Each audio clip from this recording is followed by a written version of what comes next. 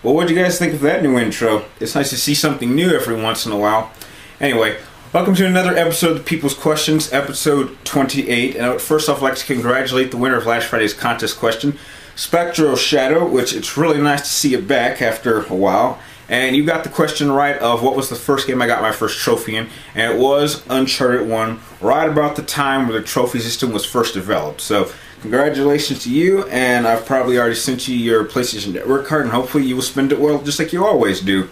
And I'd like to thank all of you guys off the bat, because I actually got a good number of real interesting questions, and I'm going to get right into it, starting off with a newbie on my People's Questions topics, and he goes by the name of Fortrix Mega Man. I hope I said that right. And your first question was, who is my favorite Superman villain? Unquestionably, most people would say Lex because of their rivalry, but if I was really going to go in strictly a head-to-head fight, I would absolutely pick Darkseid. I don't think that in Superman's gallery there's anyone that really comes up in terms of actual power and domination as much as Darkseid, because I don't think, as far as I can tell, Superman has ever truly defeated Darkseid. I don't think Superman's done that yet. I mean, roughed him up, made him retreat a couple times, maybe thrown in some galactic jail, but Darkseid always gets that. And the fact that he's the king of his own planet and his own army is a plus. I definitely would put him worlds over Lex Luthor. Lex Luthor's just he's just jealous, and he's just a very angry, jealous, bald guy. So yeah, Darkseid would be my favorite. And your second question was really, really great, since I love anything that involves the DC Trinity. And you wanted to know that if they made a DC Trinity movie involving Batman, Superman, and Wonder Woman, who would I like to be the main threat? And it's actually divided between two different groups of ideas depending on which direction they want to go. The first villain I actually would like to see I'd like to see them actually do a movie for would be either a Darkseid invasion, like a plotline similar to the Avengers, but actually done with a good villain who knows what he's doing, but not be a full-out invasion. Kind of be like, I want to scout out Earth first to see what they got, and then him having to retreat and then bring like a whole massive realistic force to attack the entire planet, not just one little city like they did in the Avengers. And that actually could lead into the Justice League movie, which is a possibility, which I actually have done a little script list of how I think they should do all these DC movies involving Justice League. And if you guys would like to see that, please comment down below and I'll get it up as soon as I can. Or I actually would like to see a team up of 3 different types of villains. I would actually like to see the Trinity go up against the team of Ra's al Ghul, Bizarro, and Artemis, because the thing that I think would put this over the Avengers is that you have an equal counterpart to each of the Trinity members, and each of them kind of knows their strengths and weaknesses, and you can share that with your other members. And so to switch it up a notch, we could have someone like Ra's al Ghul, maybe, I don't know, maybe take on Wonder Woman. I mean, unlikely. But it's just the ability that you share this information with your teammates, and that might give you an advantage. And that's something that the DC Trinity would also have to do. So it would be really interesting to see these two different teams having to interact. And so those are the two different types of directions I would really like to see a Trinity movie go. And on to the next person, which goes by the name of Tricrilico Man, once again. And I'm sorry that I missed your question last time, but I actually did some research on your topic, and I really should have brought this up in the last episode, so again, I'm sorry. And you want to know my thoughts on the new, quote, console system, which is really sparking up some real big supporters, and it goes by the name of Ouya. I hope I said that right. I hope I remember that correctly. And what this system apparently is kind of like a console for Android. And apparently what makes it so significant is that it's only going to cost $99, which is completely unheard of in today's console marketing. And apparently publishers don't need a license for it. And so this is actually going to draw a lot of attention towards it. A lot of publishers are going to go rush into this other than the main consoles. And this really could provide a serious threat to Nintendo, Microsoft, and PlayStation if enough units are sold.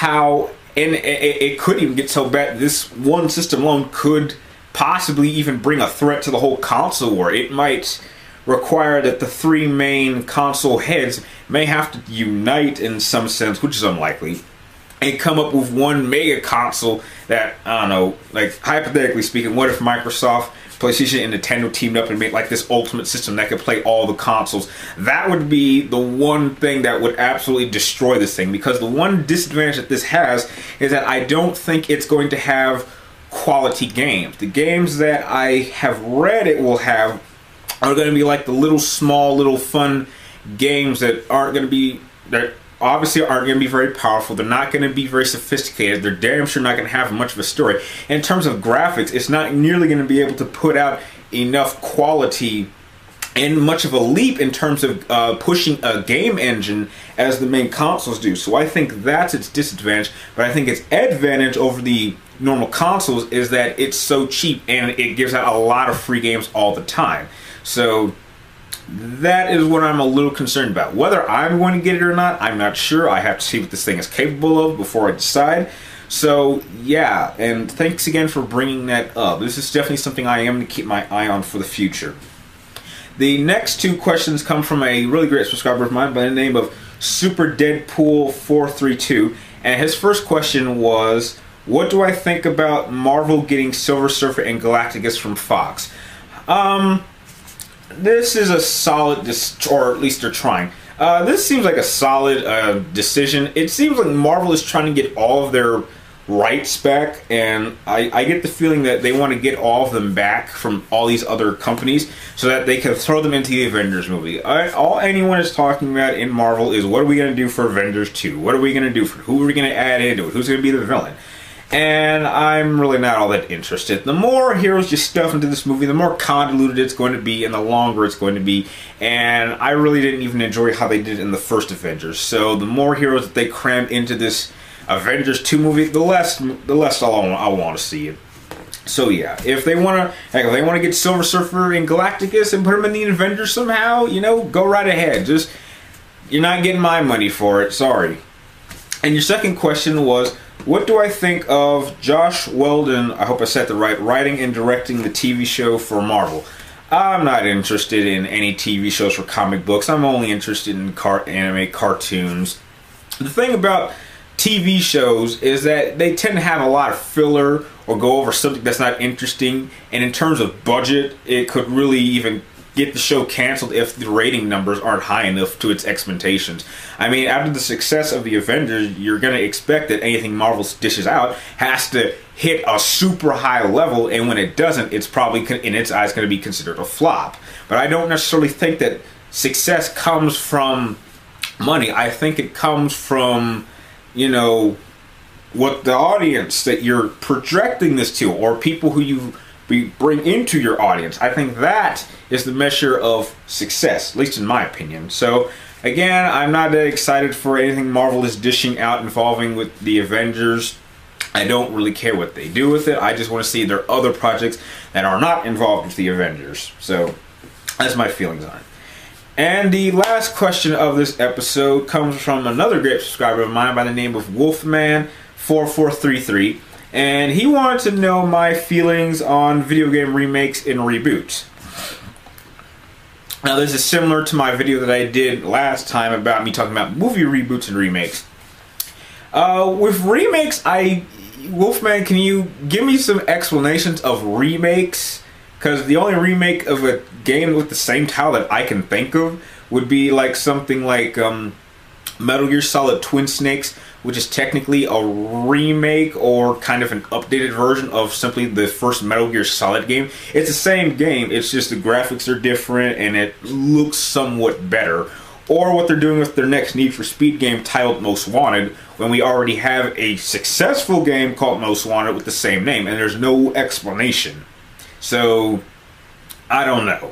In terms of remakes, I don't really know what to think. With reboots, however, I think you should only reboot a series if, one, you have finished the story and there's nothing more that you want to do or can do with the current state of how the game actually works, Or, like in movies, if your last game was a complete flop and you want to take it and put it right back on a track to the point where you know it will work.